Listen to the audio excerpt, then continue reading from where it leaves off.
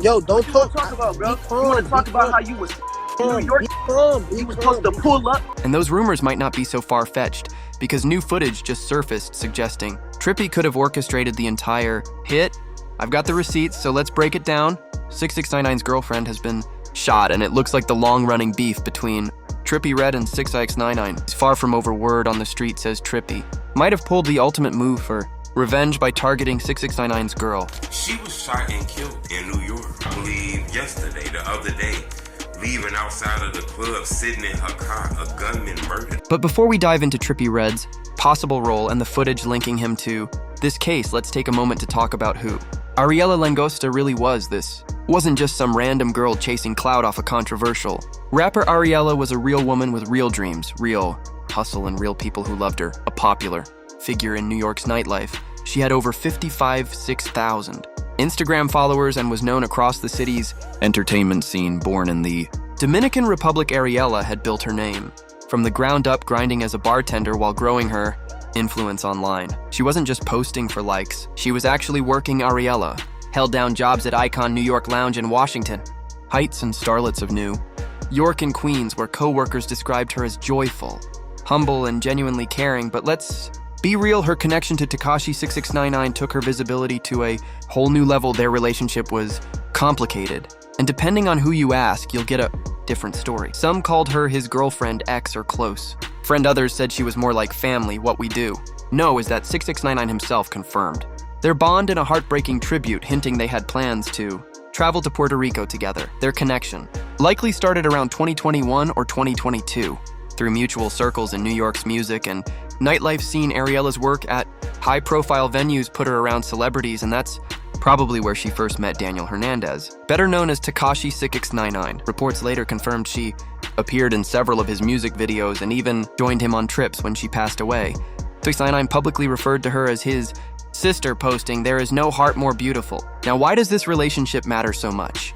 Because when you're tied to someone like 6ix9ine, a man with more enemies than a Marvel villain, that connection can come with danger. Tekashi isn't just controversial for his rainbow hair or loud mouth.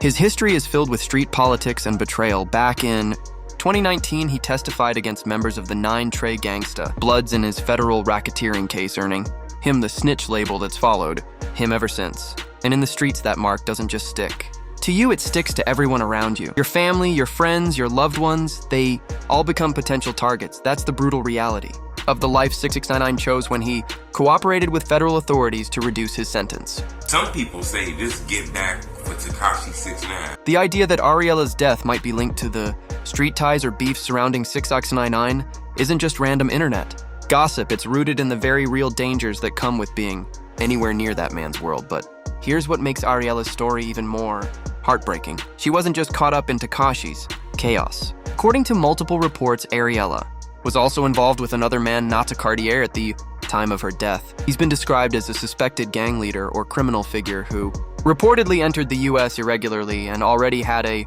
criminal record back in the Dominican Republic. That means Ariela may have been caught between two extremely dangerous worlds. Her past connection to a known federal informant and her current involvement with someone who might have been the real target of whatever went down that night. Deeper you look into her story, the more it becomes clear that Ariela wasn't just another name in a headline. She was a real woman trying to survive in a high-stakes world, charismatic, driven, and deeply loved by those around her. She worked with artists, promoted brands, and built a real reputation for herself. But in the world of hip-hop beef and street politics, sometimes all it takes is being in the wrong place at the wrong time or around the wrong people, and it can cost you everything. And that's exactly what happened to Ariela Langosta on that tragic night in August 2025. So how does Trippie Redd tie into all this? To understand why so many people are pointing fingers at him in connection with Ariela's death, you've got to step back and look at the bigger picture. The full scope of his long, bitter feud with 6ix9ine and how deep their hatred really runs. Let's rewind to where it all began. Trippie versus Tekashi. Their relationship actually started out on a positive note back in early 2017. The two were cool, even dropping joint tracks like Holes 1469 and OE. Trippie was one of the first artists to give 6ix9ine real exposure, helping introduce him to a much larger audience. But that piece didn't last long. Behind-the-scenes tensions started brewing, and it all began at their shared record label, Strange Music. So they were putting all the money into him. And the fact that when Gummo took off, the streets went crazy. Like, they fell in love with Gummo, and like, to the label, I became the priority, and they benched Trippie, and they put me ahead, and it just felt so good. Things between Trippie Redd and 6ix9ine started falling apart fast in August 2017 after some shocking accusations came to light. Court documents and posts from rapper Zillakami exposed that 6ix9ine had a 2015 case involving a 13-year-old girl where he pleaded guilty to using a minor in a sexual performance. This wasn't gossip, it was official court paperwork. When the news spread, Trippie had a decision to make, and he chose to cut ties completely. He went online and said, "I'm sorry, bro 1400, don't promote pedophiles." Trippie made it clear he couldn't be around anyone involved in something that serious. But walking away came with a price. The tension exploded from words to violence. Just a few months later, in November 2017, Trippie Redd was ambushed inside a New York hotel by members of 6ix9ine's crew. This wasn't a random fight, it was set up. The drama that started on Instagram had now turned into real-life street beef. Both rappers had gang affiliations, which made things even more dangerous. 6ix9ine was rolling with the 9 Trey Gangster Bloods, while Trippie was believed to have ties with the 59 Brims, a rival set. That same month, Trippie went live on Instagram, saying he was jumped and punched in the mouth by 6ix9ine's people. From that point on, it wasn't about music anymore, this was personal. Bro had waiting for me at my hotel, some 9 Trey. As soon as I walk in the building, hit right in my mouth. Got hit in my mouth. Then my beat his niggas' asses, and then they ran. But things got even crazier from there. Years later, during 6ix9ine's federal trial, he confessed that he ordered the hotel attack on Trippie Redd, admitting he followed Trippie's van and helped plan the whole thing. This wasn't just random street beef anymore. It was premeditated violence. After the fight, both rappers switched to psychological warfare. They knew that in the social media era, ruining someone's image could hurt more than any punch. 6ix9ine started attacking Trippie's reputation, calling out his street credibility, his character, and even his relationships. In April 2018, 6ix9ine accused Trippie of being involved with underage rapper Bod Bobby, though both denied it, and Bod Bobby later clarified that it was just a kiss. When Trippie was 17, Trippie fired back too, saying 6ix9ine was fake and only tough because of his gang connections. Then came the diss tracks in May 2018. Trippie claimed on Instagram that he was the reason behind 6ix9ine's success, saying 6ix9ine wouldn't have Billboard hits without him. A few weeks later, he dropped the track I Kill People, featuring Tato and Chief Keef, a direct shot at 6ix9ine, but 6ix9ine didn't stay quiet. He clapped back hard, calling Trippie a hypocrite for linking up with Chief Keef, one of the same people 6ix9ine had beef with. I remember when Trippie made that lie up in that room up saying, yo, I can't support no pedophiles and I can't surround myself with that. He lied. Now he over here making a song with somebody that beat a girl. 6ix9ine pointed out that Trippie claimed he couldn't work with people who hurt women, yet teamed up with Tato, who had been accused of domestic violence. The streets were watching, and 6ix9ine was winning this round in their war of words. He even posted a video dancing to I Kill People, mocking Trippie and turning the whole thing into a joke. By mid-2018, things had spiraled out of control. Both artists were locked in a toxic cycle of disrespect, exposing each other's criminal pasts, throwing around accusations, and even involving gang politics and real violence. Then came 6ix9ine's most ruthless move yet. Around that time, Trippie broke up with his girlfriend Alec, and even predicted on Instagram that she'd end up with 6ix9ine. He accused her of being unfaithful, but that post would come back to haunt him. 6ix9ine saw an opportunity to hit Trippie where it hurt most: his pride, his image, and his manhood. October 2018, 6ix9ine posted photos and videos in bed with Trippie's ex Alec taunting him online. This wasn't just trolling, it was psychological warfare. In the clip, 6ix9ine and Alec sang Trippie's songs together, while 6ix9ine bragged about sleeping with her.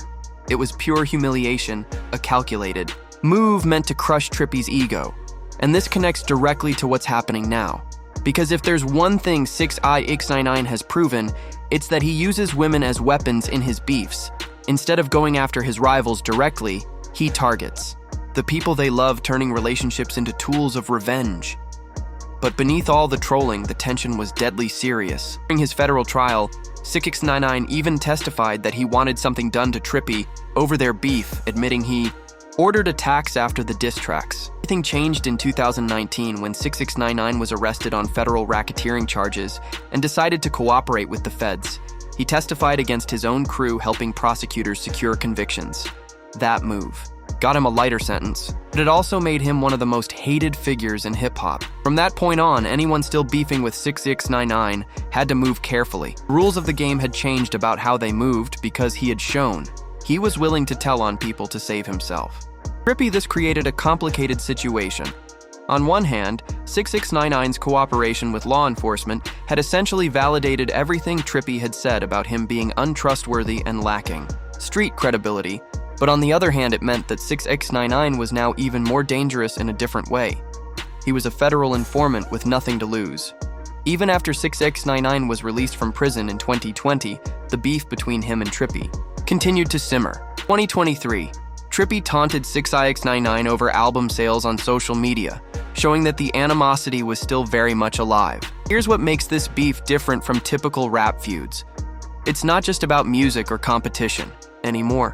Deeply personal violations, betrayals, and a level of hatred that has festered for years. 6ix9ine humiliated Trippie with his ex-girlfriend when he ordered physical attacks when he involved gang members in federal cases. All of that created a foundation of animosity that goes way beyond normal rap. The kind of hatred that makes people want revenge.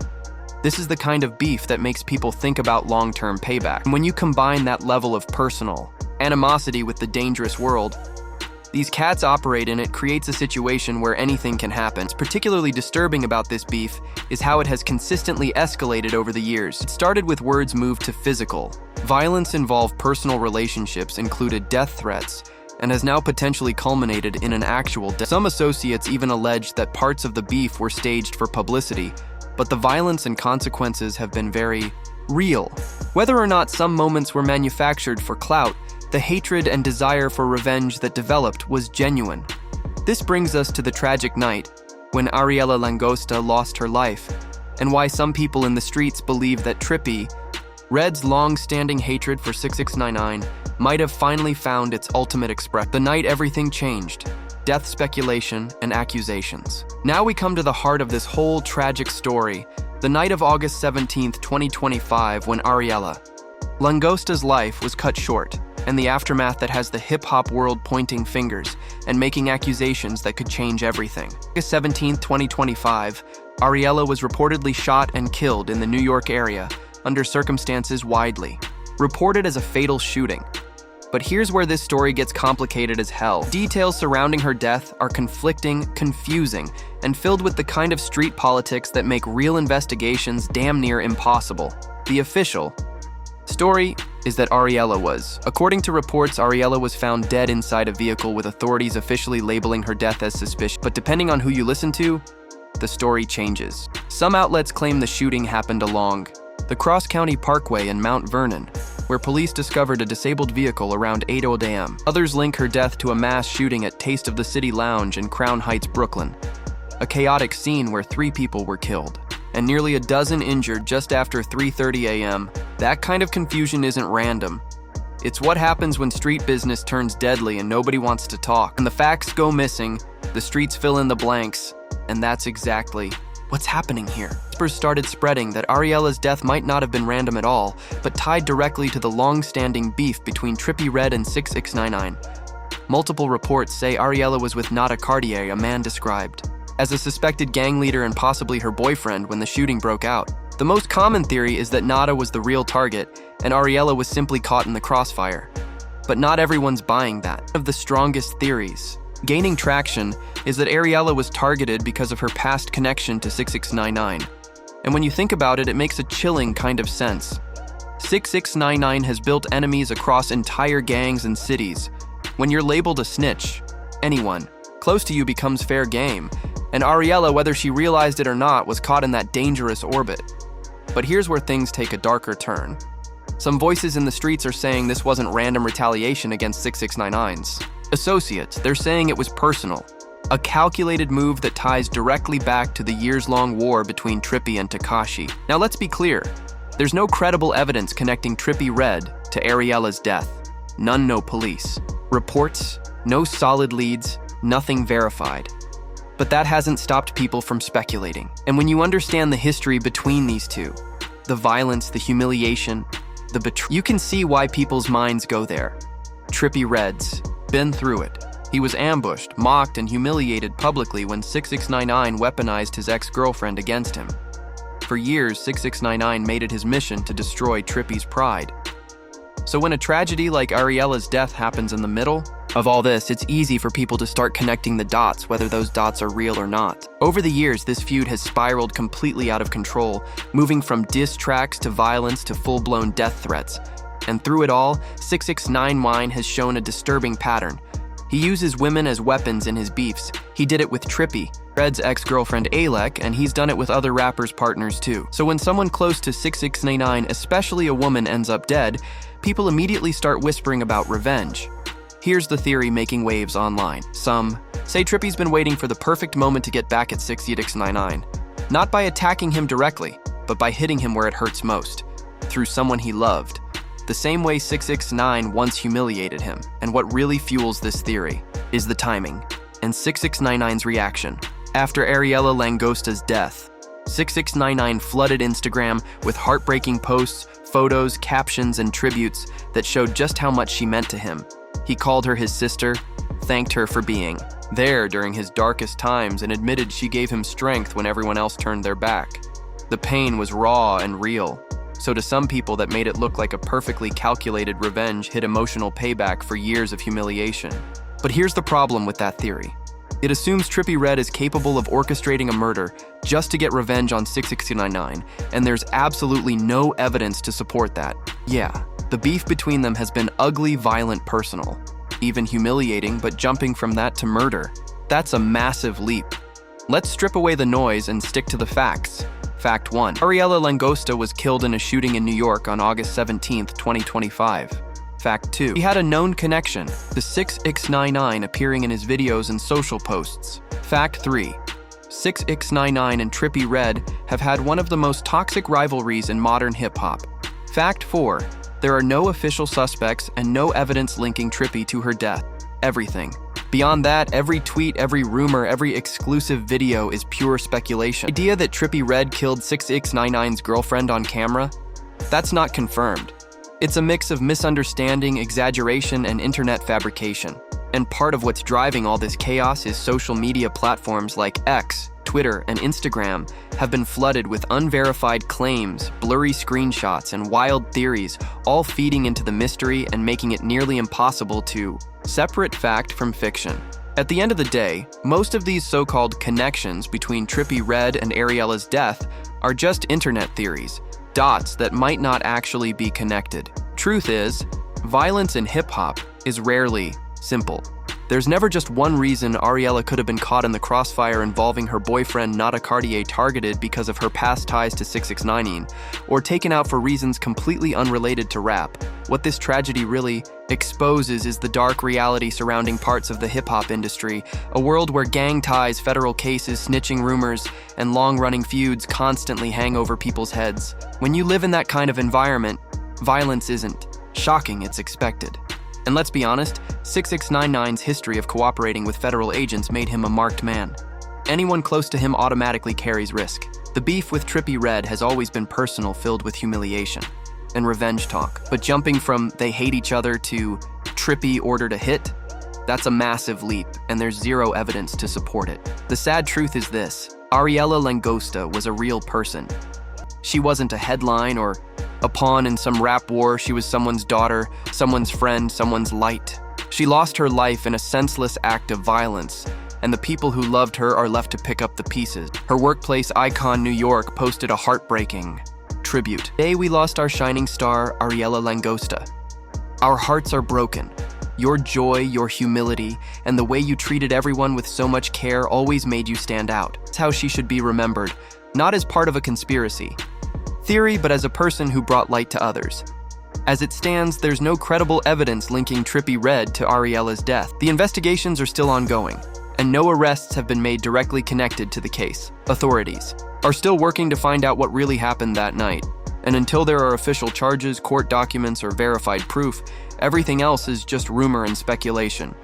And when 6ix9ine's name is involved, let's be real. There's always going to be more noise than truth. Right now, all we really have is a tragic death, a grieving community, and a lot of unanswered questions. Feud between Trippie and 6ix9ine may continue to play out online, but hopefully it doesn't lead to any more real-world bloodshed. That brings us to the end of this video. For more deep dives into stories like this, click on the cards on your screen. And don't forget to hit that subscribe button so you never miss what's really going on behind the headlines.